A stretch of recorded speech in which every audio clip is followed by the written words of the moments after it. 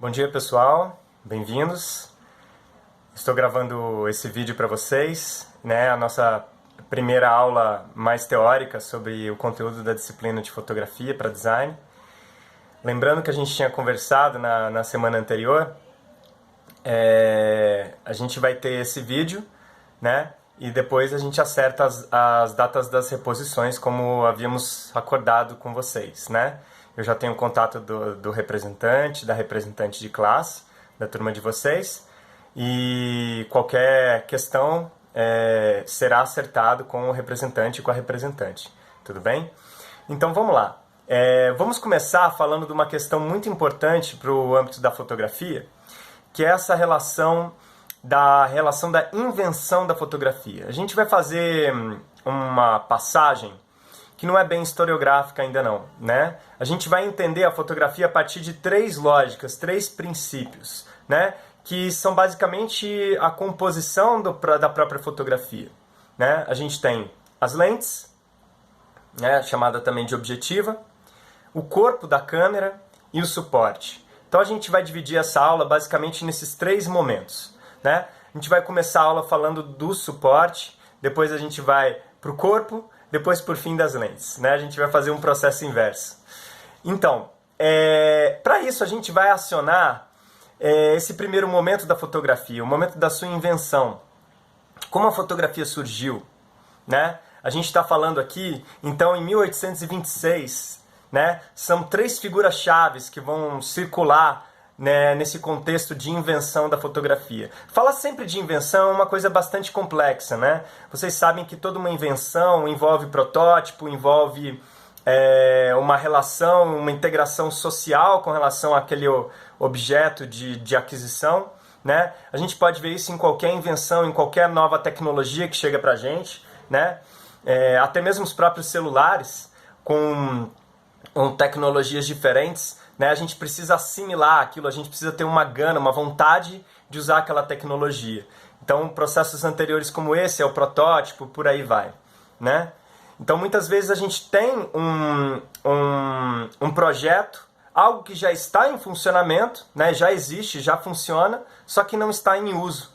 Um exemplo grande disso são os carros elétricos, por exemplo, A gente hoje já tem carros elétricos, Em alguns lugares a gente já tem inclusive vagas para carro elétrico para você colocar a bateria no carro, Recentemente, em janeiro, eu vi isso, os carros estacionados e a gente coloca a bateria para o carro carregar. Isso já existe, mas não está tão em uso por diversas razões que envolvem questões econômicas, sociais, de outras ordens, para além da invenção.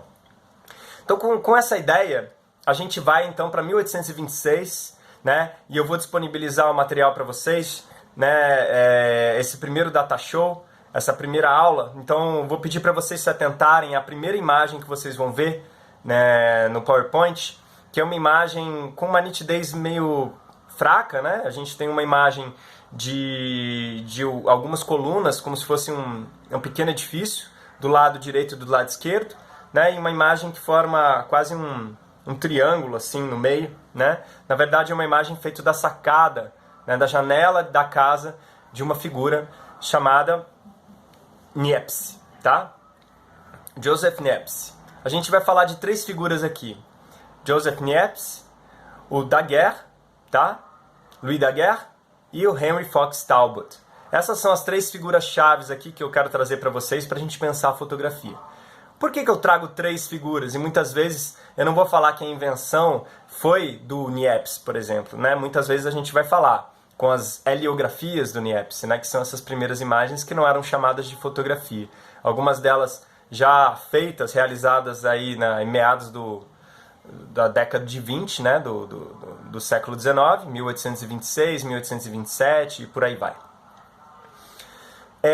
Eu queria que vocês se atentassem a essa imagem e percebessem algum efeito estranho que tem nessa imagem em relação às imagens que a gente conhece, Como vocês podem ver, a coluna que envolve os dois lados da imagem, ela gera uma sombra que faz uma espécie de curva. Como isso é possível? A sombra fazer curva, né? A gente sabe que a luz se propaga de maneira retilínea, né? Então, quando gera sombra, a sombra não faz curvas desse jeito. Então, o que está evidente aí nessa primeira imagem da história da fotografia? Está evidente que nós temos um problema de sensibilidade do suporte. Que suporte era esse? Né? Então, falando, né, a gente dividiu a fotografia aqui em 3 partes, nós estamos falando primeiro do suporte. Muitas vezes a gente pensa o suporte já como um filme. Óbvio que o sensor vai vir muito depois, né? Sensor a gente fala do digital. Até então, até a década de 80, início da década de 90, nós usávamos o filme, tá? Fotográfico. Mas antes do filme, qual outro suporte a gente tem? Nós temos diversos suportes que foram experimentados ao longo do século XIX. Então, para isso, eu vou pedir para vocês assistirem um vídeo, né, chamado Fotografia, tá? Se você escrever fotografia em português, tá? O nome dele é Stan Newman, tá? Eu vou ver quando eu escrever a mensagem para vocês, passando os links, eu coloco também. O link do Stan Newman está no YouTube. Eu vou pedir para vocês assistirem o primeiro episódio. Por que isso é importante? Tá? E fica até como uma atividade para vocês. Eu vou pedir para vocês assistirem esse primeiro episódio e anotarem, a partir daquilo que a gente comentou em sala de aula, né? Na primeira aula essa videoaula de hoje, né? Vocês entenderem e discutirem um pouco essa relação dos suportes. Por que é interessante isso? Porque uma coisa é eu explicar para vocês quais são os suportes que a gente se utiliza. Outra coisa é você ver esses suportes, né? Então esse documentário é muito interessante porque eles experimentam esses suportes, né? Hoje eu vou falar agora sobre o betume de Judeia. É difícil a gente conceber o que é o betume de Judeia. É difícil a gente conceber o que é o colódio, né? Então eu aconselho vivamente vocês assistirem esse documentário para entenderem mais quais eram os suportes utilizados nesse período, as tentativas e as experimentações na fotografia. Bom, dito isso, e avisando que isso fica como atividade para vocês nessa primeira semana, né? Depois entreguem esse relatório para mim, pessoalmente, quando a gente se encontrar. A gente volta então para essa relação do Niepce. Né? 1826, nós temos um problema de sensibilidade. Qual é o suporte que ele imprime, vamos dizer assim, essa imagem? É chamado de betume de Judeia, tá? Era um produto, né, um químico que ele colocava sobre uma chapa e depois ele raspava. O betume de Judeia, o que acontecia? A parte que era exposta à luz, ela se solidificava e depois ele vinha e raspava. Então, a parte que se solidificou era raspada e depois ficava com vamos dizer assim, a parte exposta, né? Seria a parte mais clara dessa imagem. Esse era o processo que ele fazia nas heliografias do betume de Judeia. Contemporaneamente, vamos dizer assim, um período depois, né, a gente data essas experimentações do Niepce como uma das primeiras experimentações da fotografia. Né? Alguns anos depois, a gente tem um grande empreendedor francês chamado Louis Daguerre, tá? Que ele vai se associar, vai conversar muito com o sobrinho do Niepce, né? Joseph Niepce, esse que a gente acabou de comentar. O sobrinho dele já tinha alguns interesses já de mercado, vamos dizer assim, né? Ele era mais ambicioso do que o tio. O tio, na verdade, estava interessado em experimentar com esse processo novo que ele chamou de heliografias. O seu sobrinho, então, se associa, depois da morte do Niepce, o sobrinho do Niepce se associa a Louis Daguerre. Louis Daguerre já tinha feito alguns desenvolvimentos junto com outras pessoas, né, de um suporte que seria uma chapa, né, uma chapa metálica, tá? Uma chapa de cobre, tá? E essa chapa de cobre, né, ele começa a trabalhar com a relação do nitrato de prata, sais de prata, vamos dizer assim. Que a gente vai ver que isso vai se avançar de uma maneira muito interessante nessa outra terceira figura inglesa aí que eu falei para vocês, que é o Henry Fox Talbot. Tudo bem? Então vamos só dar uma palavrinha primeiro sobre o Daguerre.